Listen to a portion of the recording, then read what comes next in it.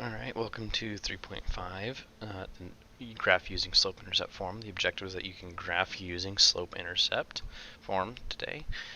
So a couple things that we want to go over. Maybe you've seen these before, maybe you haven't. The first is, if we have a graph and we have a line, we can change colors here. If I have a line kind of going up and to the right like that, this is called a positive slope. How that's different is if I have a graph where as I'm going to the right I'm going down, this is called a negative slope. From there, I can have a line that's going straight across, and this is a slope of 0. And finally, with another graph, if I have a line going straight up and down, this is undefined. And these are all the types of slope that there are. So this is a positive slope, a negative slope, a slope of 0, and an undefined slope. The way that we find a slope is we do rise over run.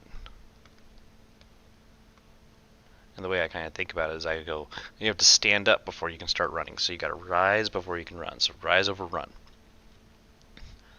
So rise over run, what that means is rise is, we call this delta y. So this is the change in y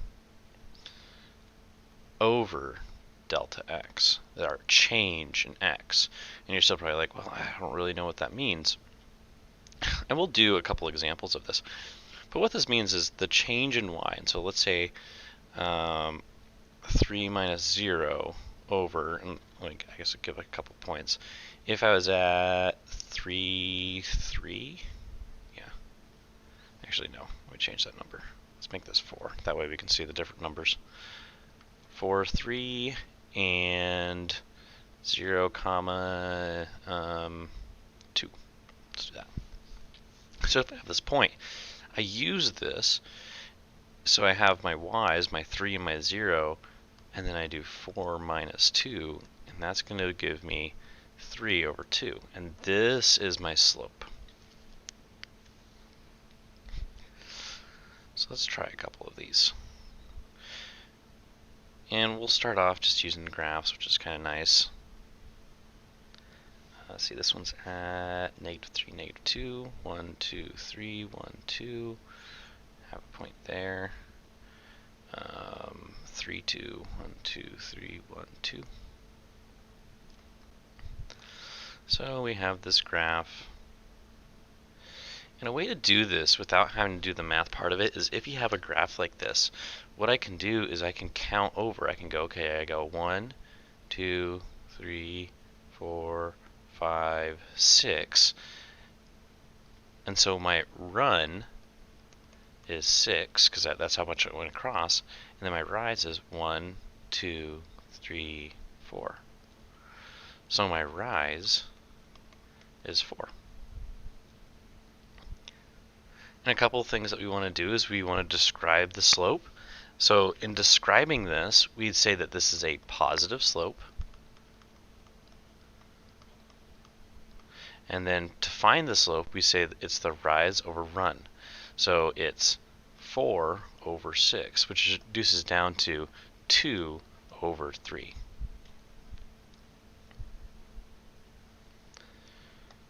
Let's try another one. Really straight line, in case you're wondering.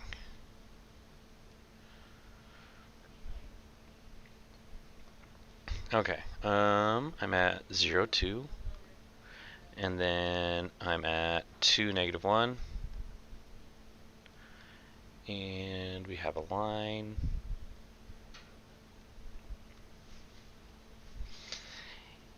And I run 1, 2. And my rise is down 1, 2, 3. So this is 2. And my rise is actually -3 because I go down 3. And the way that you read is you come from the left going to the right. Okay. So whenever I'm describing this, I'd say this is negative. And I would say that my slope is negative 3, because that was my rise. My rise is negative 3 over 2. And that's in its most reduced form. Okay. What I want you guys to do is go ahead and try and do the next 3 by yourself. See how well you can do. And we'll go from there. Yeah, make sure you go ahead and pause, and and we're going to just continue on though. So make sure you pause and try that on your own before anything else. Let's see, there we go. Okay. So starting off, number 1. As you go through this, if you don't have a copy of the notes in front of you, just pause whenever I write this out. So the first one is at negative 4, 3. So 1, 2, 3, 4, 1, 2, 3. And I'll put a label there, negative 4, comma 3. That way you can start seeing some of this. And at 1, 1. This is at 1, comma 1. And we draw a line going like this. Okay. So it says describe this line, then find the slope. So if we want to describe the line, we look at this line as we're going to the right, we're going down. So that makes this negative. And we check the rise over the run. So we go down 2. So that tells me negative 2. And my run is 1, 2, 3, 4, 5. So this is 5, and so my rise is negative 2 over my run, which is 5. Okay. Oops, there we go. Number 2. Yeah.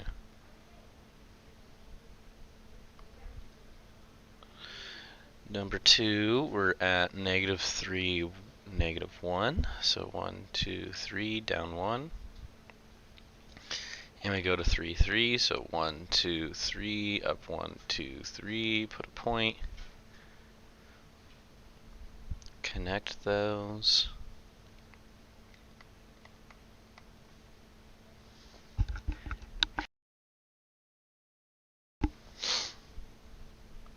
Negative 3, comma, negative 1. Alright, so looking at that, if you haven't tried this yet, go ahead and pause and try it out. First thing I say is, this is as I go to the right, it's going up, so this is positive. And then I do my rise over my run. So I rise up 1, 2, 3, 4. And my run is 1, 2, 3, 4, 5, 6. So it's 4 over 6, and that reduces down to 2 over 3. Alright, let's do number 3.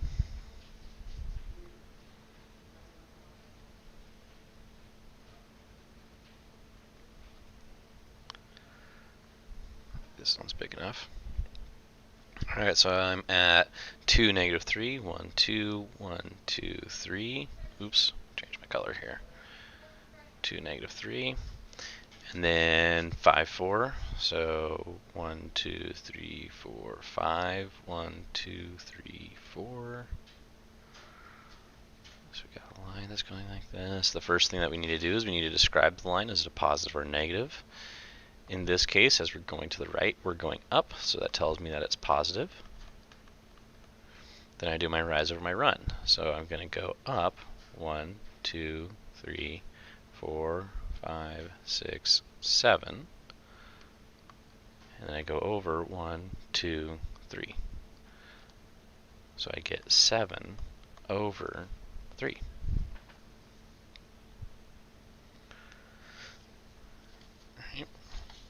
So doing them from a graph is kind of, it's pretty simple-ish, but we're not always going to have it in a graph. A lot of times how we get this is we get this in a table or a set of points.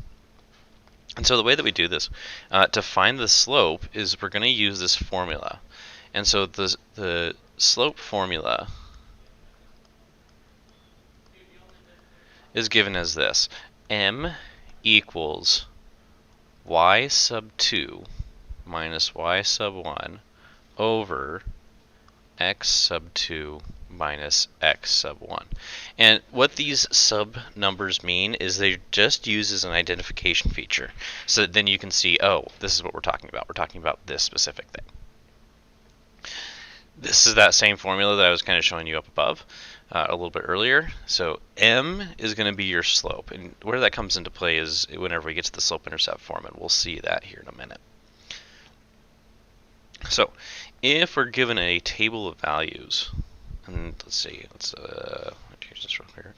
So if I'm given x and y, and I'm giving a set of values, so 4 and 20, 7 and 14, let's say 10 and 8, and 13 and 2. So if we're given this set of values, we can actually use this to figure out what the slope is. And what I'm going to do is I'm going to name some of these values.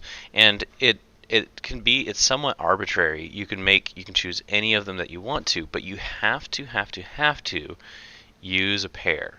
So it has to be 4 and 20, 7 and 14. You can't just like choose one of the x's and then choose a completely different y.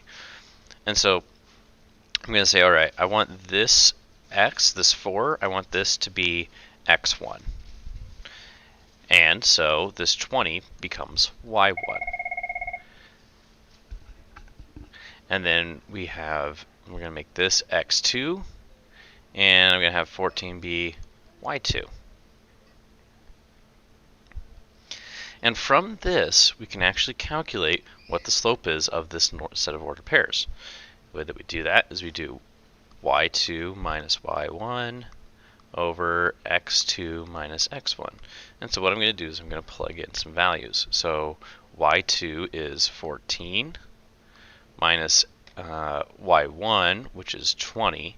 I'm getting that from these spots over here, divided by x2, which is 7, minus x1, which is 4.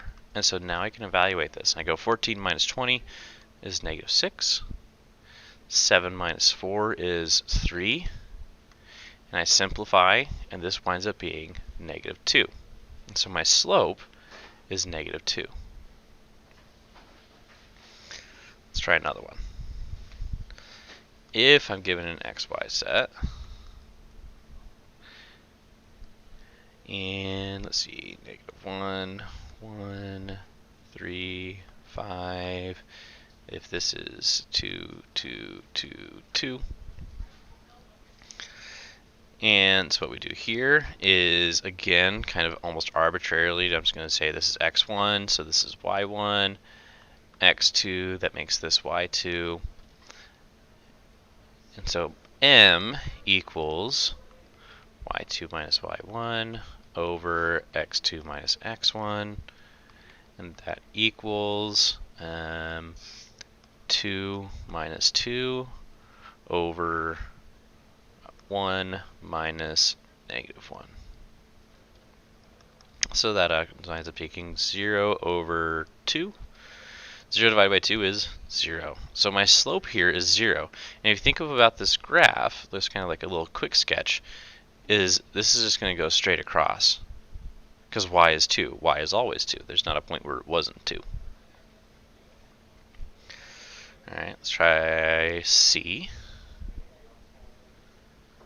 On C, we have an xy table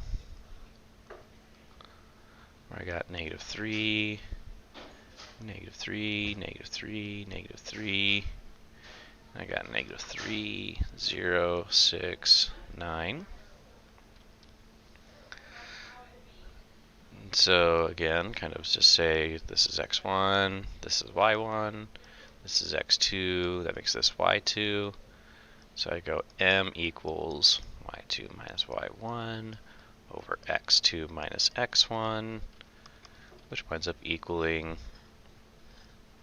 0 minus negative 3 over negative 3 minus negative 3.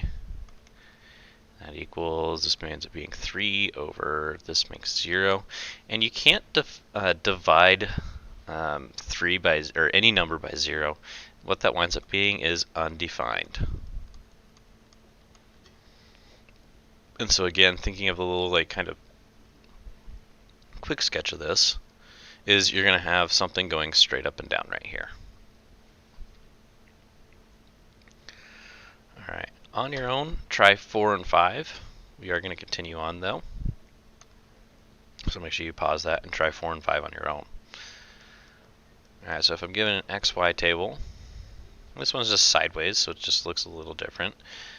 2, 4, 6, 8, and this is 10, 15, 20, and 25. I'm going to choose x1s and x2s, x1, y1, x2, y2. M equals y2 minus y1 divided by x2 minus x1. What that gives me is 15 minus 10 over 4 minus 2. 15 minus 10 is 5, 4 minus 2 is 2, so my slope is 5 over 2.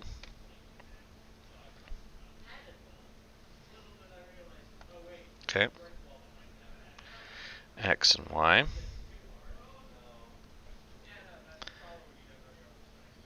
Five, 5, and 5. Negative 12, negative 9, negative 6, negative 3. Solving this, I call this x1, I call this y1, x2, y2. So m equals y2 minus y1 over x2 minus x1. So y2 is negative 9 minus y1 is negative 12 over 5 minus 5. That gives me 3 over 0, and that is undefined.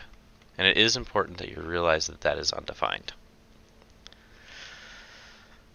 All right.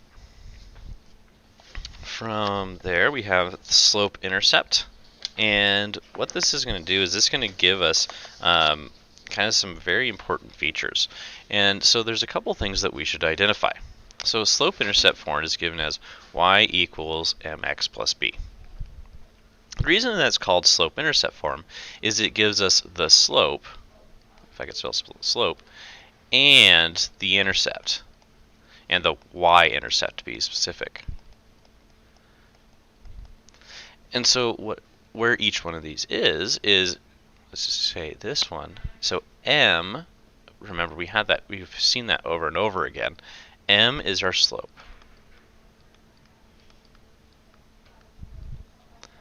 And then our other one is b. B is our y-intercept.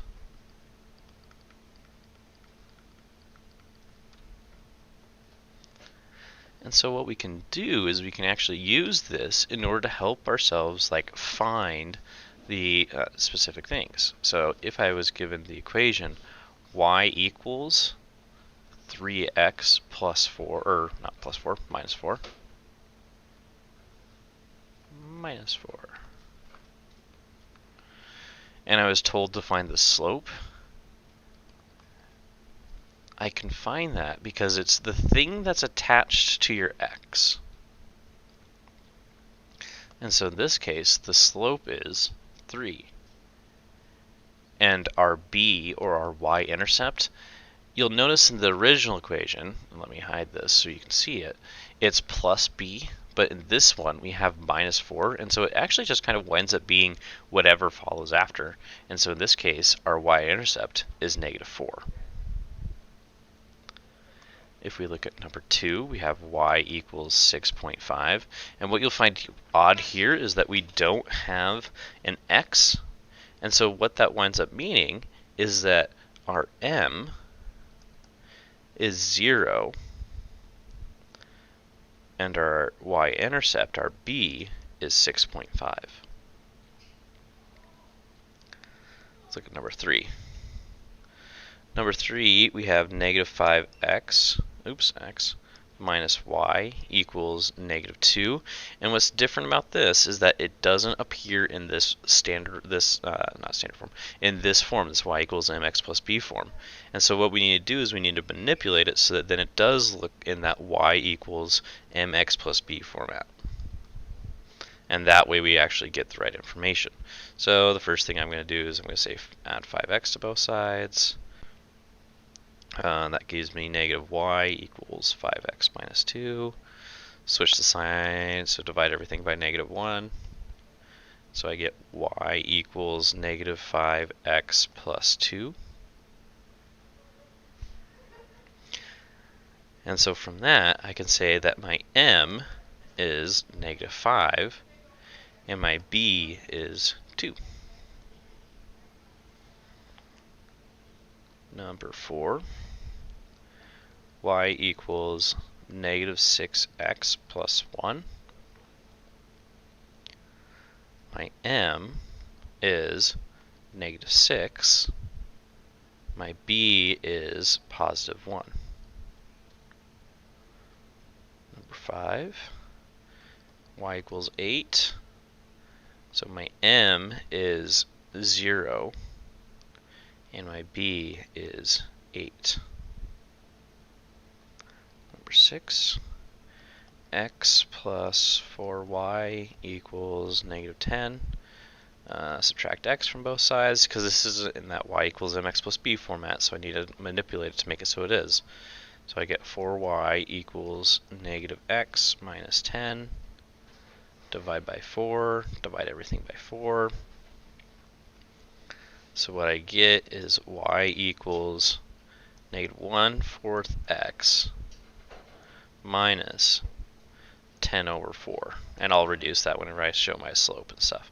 So m equals negative 1 over 4, while my b equals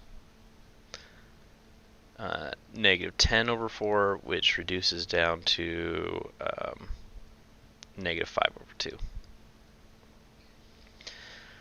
And so check with your teacher, and that wraps everything up. Check with your teacher on your assignment.